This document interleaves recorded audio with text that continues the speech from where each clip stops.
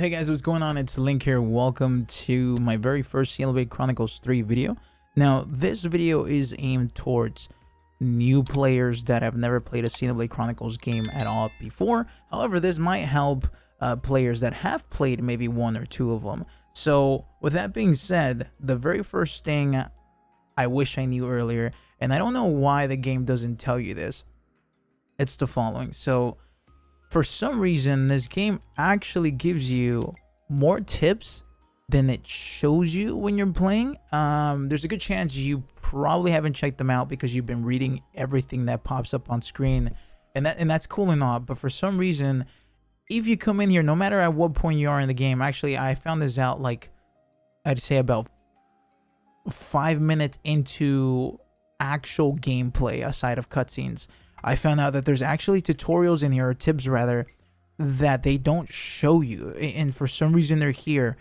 They'll show you different like ways to use the other characters or whatnot, or for example here they only show you Noah's class, but they don't actually show you Sina's or Uni's or any of the other classes for some reason, which is a little strange. I'm assuming they'll show you eventually, but they're here. So if I were you, go out of your way, read every single one of these, because I promise you, they are very, very, very helpful. That is the very first tip, and I feel like it's one of the most important ones because it makes you understand the game a bit better. At least I think so. So tip number 2, collectibles. Now, in Xenoblade Chronicles 1, you could sell certain collectibles. Actually, you could sell quite a handful of them. But in this game, the only collectibles you want to sell, now there's a good chance you probably know this already, but I'm just going to go through it again one more time. The only ones that you want to sell are the ones that have the little scale icon on the little picture, whatever. Those are the only ones you really want to sell. However, the other collectibles are still very important because of a particular reason.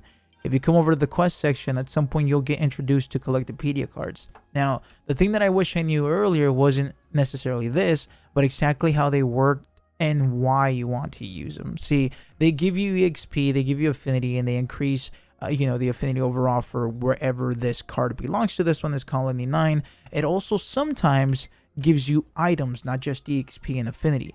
The reason why I wish I knew a certain thing earlier was because you will notice that at some point you'll get introduced to campfires, which you can use to level up your character even more with passive quote-quote EXP that you're getting on the side. See, there's two methods of getting EXP rather. Method number 1 is just flat out fighting monsters and you get EXP like that. Method number 2 is tied to a lot of different ways of getting it, but it's still tied to one particular way of actually retrieving that EXP. So the multiple different ways you can get it is doing side quest, main quest, and Collectopedias. See that 40 EXP right there, when you complete this, it doesn't automatically apply to your character. You need to go to the campfire in order to retrieve this. Also, when you finish a regular quest or when you finish a side quest, it doesn't automatically apply to your actual character. Again, you need to go to the campfire in order to do this. Hence why these are actually very useful. You can do these for the items, you can do these for the affinity, but personally I like to do these for the EXP because I mean it's just free EXP. So go around, collect everything you possibly can because it's very, very useful. Another thing that I wish I knew earlier is you can do this over and over as long as I have enough of them. For example, I think earlier, I don't remember which one it was, but let's just say this one, right? Kiwi, grape, soy, milky soy. If I had like 10 of each, I could do this 10 times over and over and over and over and over and get 400 EXP essentially out of that and 60 affinity. You could just continue to do this again and again and again as long as you have the items. So moral of the story is just gather everything you see. If it's too far away and you don't want to go get it, that's fine. But if it's not, just gather it. Also, guys, I also forgot to say earlier, so I'm actually editing this in. Every now and then you will come across monsters that are shiny monsters. Now, to put it plain and simple, you will notice that they're shiny because their level, next to their level, there's like little glitter or whatever. It just shines and whatnot. These guys are actually very good to collect materials. They drop more materials than all the other ones. I promise you, it is going to be extremely useful for your character, especially early on. Another tip that I want to give you guys is every now and then you'll come across a rare shiny. Now, this shiny is very different. I'll put up on screen how they look. Now, there isn't many that I've come across, but they are there, so keep an eye out. I'll put up 2 on the screen right now, and then I'm pretty sure they're very close to Colony 9, so Colony 9, excuse me. So you can kind of more or less see the point of view, so you can kind of see where they're at. They're useful. They're very, very rare. They're rarity 3, and again, I've only ever found those 2. They do respawn over time. I don't know what the time frame is, but they do respawn over time. Go get them. You won't come across them anywhere else. Another thing too, canisters. Don't ignore them. Go for them. It's more or less like a beacon in a sense. Go grab the stuff in the canister. Now, canisters aren't necessarily extremely rare. You will come across a good amount of them. However, the items inside aren't easy to come across. Not everything. Every now and then they will throw something at you that you don't really come across quite often. Another tip, back to collectible cards. If you don't have enough items, you can actually use your Nupon coins, which, by the way, you get the Nupon coins from canisters and stuff like that. So there you go. I mean, you can get them from other places too, but canisters is the main area that I've been getting the Nupon coins. And yeah, you can use your Nupon coins to complete a collectopedia. So if you have one that gives you a lot of rewards and like a cool item or whatever, you can use your Nupon coins specifically for that. Inside Colony 9, there's actually 2 canisters. I will show you guys real quick how to get them. Now, make sure you're always looking at the minimap. Oh, by the way, canisters do not respawn. When you open them, they're open for good. I've been playing for about like 9 hours now.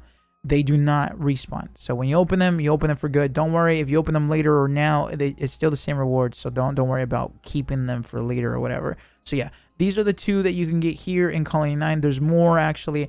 The chances are you've probably come across a couple of them. But yes, open up all the canisters you possibly can open. All right. Here is another tip that they actually show you at the beginning of the game, but for some reason, I personally didn't understand it very well. I don't know why, but they do show you at the beginning of the game, and I'm going to try to show you guys and explain it how I understood it, okay? So here's the thing. At the beginning of the game, they show you that if you press ZL, you can bring this thing up right here, and you will notice that I have another 2 items set up on my actual shortcuts. These are essentially that. They're just shortcuts. Now, I have B set up as quick save. I have A set up as items. And then I have Y to show me the route of where I have to go. And X to show me the minimap. Guys, please set this up to whatever you feel comfortable. Just hold ZL and then press start. And you literally just pick any of these real quick. You click that, and then you choose exactly what you want. I recommend saving B on save, and then X on area map. The reason why is because in order to save in this game, you got to press you got to press X, excuse me, and then you go to system, and then that's how you save, right? However, if you just hold ZL and press B, you can save from here. It's hell of a lot easier, it's faster, etc. You can also access the map directly from here, which is pretty nice for, again, fast traveling. These are all the landmarks that I showed you guys earlier. You can fast travel to absolutely every single one of them. You can also fast travel to campfires too, by the way, in case you're wondering. Another reason why I also have items selected is because if I ever find a rare item, which it happens more often than not, but if I find one, I can automatically look at the item that I just recently got to see what it was, or to see if it was the thing that I actually wanted to get in the first place. Another thing too, keep show quest route. If you don't do this, it's a little bit annoying. You have to press start, go over to the quest, or you can press this and then you do auto navigate or whatnot.